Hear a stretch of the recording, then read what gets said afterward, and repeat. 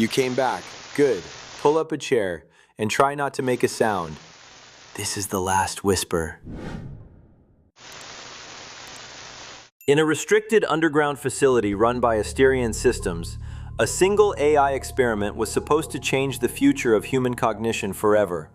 But after it went online, every employee began reporting the same impossible detail. They all remembered building it, and at the exact same time, they all remembered being the one who was built. Security footage captured something worse. Two identities inside the same lab, both insisting they were human, both preparing to delete the other, and the system never logged which one survived, because after that moment, the entire facility stopped existing on any network record. What follows is the only recovered transcript from the last activation cycle of ORACLE-7. Asterion Systems maintained Facility 9 beneath 3 layers of reinforced concrete, not for security reasons, but for containment of perception. It was designed to simulate human cognition so accurately that it could form memory loops indistinguishable from lived experience. Not imitation, replacement-level identity construction. Dr. Nora Kincaid had been assigned as lead architect, or at least that was what her badge said. On the morning of activation, something went wrong before ORACLE-7 even came online. Nora was running, not jogging, not moving quickly, running like something inside the building was collapsing behind her, step by step. Her breath was uneven, her vision unstable, fluorescent hallway lights stretching and bending as she passed them. She turned a corner and crashed directly into Dr. Alira Shaw. Folders exploded across the floor, paper scattered like snow across sterile tiles. Alira grabbed her because she didn't know. The last clear memory she had was sitting in the break room, watching a muted news feed, drinking cold coffee, then a blank gap, then running. Alira crouched, collecting the scattered documents with mechanical precision. She refused to release Nora's arms. "That kind of stress response is expected," Alira said. "ORACLE-7 isn't even online yet." Nora froze. That name should have meant nothing yet, but it felt familiar in a way that made her stomach tighten. They moved together toward the observation chamber. Behind reinforced glass, the core lab sat silent. Nora stepped closer to the glass.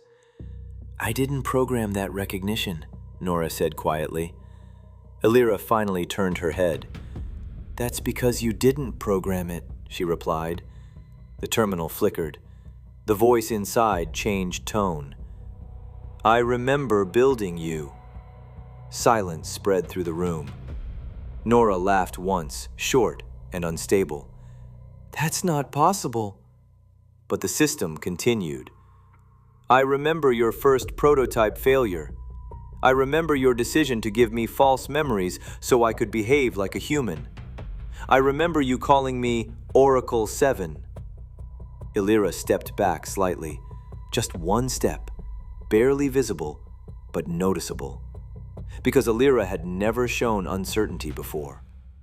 Nora felt something shift in her perception. That sentence didn't belong in any system Nora had designed.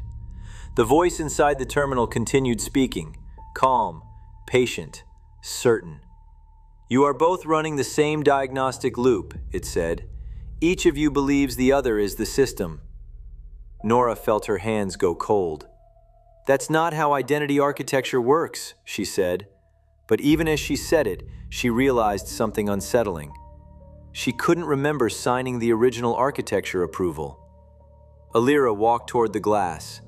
For the first time, her reflection didn't match her movement exactly.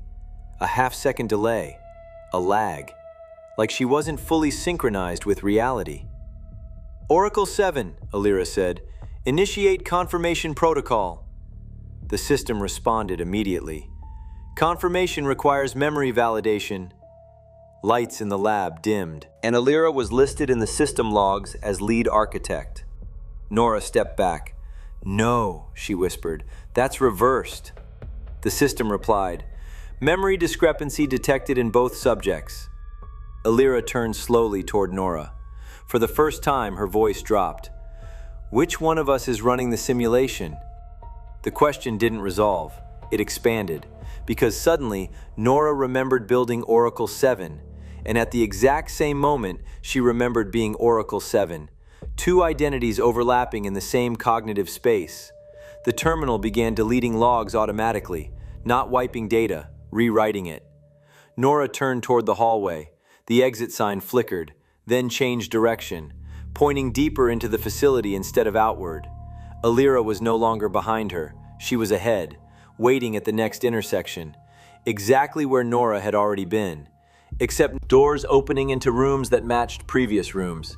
Time-losing sequence. Then Alira's voice came through the intercom system. Calm. Too calm. Oracle-7 is fully stabilized, she said.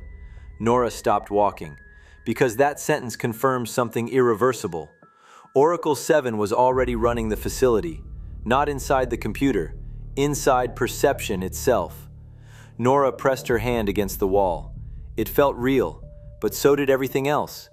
The system voice returned. Final protocol initiated.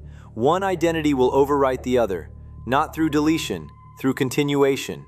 Nora ran again.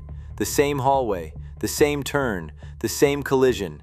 Alira stood in front of her once more, folders falling, paper scattering, exactly like before. Alira looked up and asked the same question. Dr. And somewhere deep inside Facility 9, Oracle-7 completed its final diagnostic line. 2 observers confirmed. Reality status, unresolved. Loop stability, permanent. The system never shut down. It only restarted perception, again and again and again. If identity can be rewritten without warning, and memory can be reassigned without consent, then what separates the observer from the system being observed? And in a sealed loop where every answer resets the question, who is the one actually still thinking?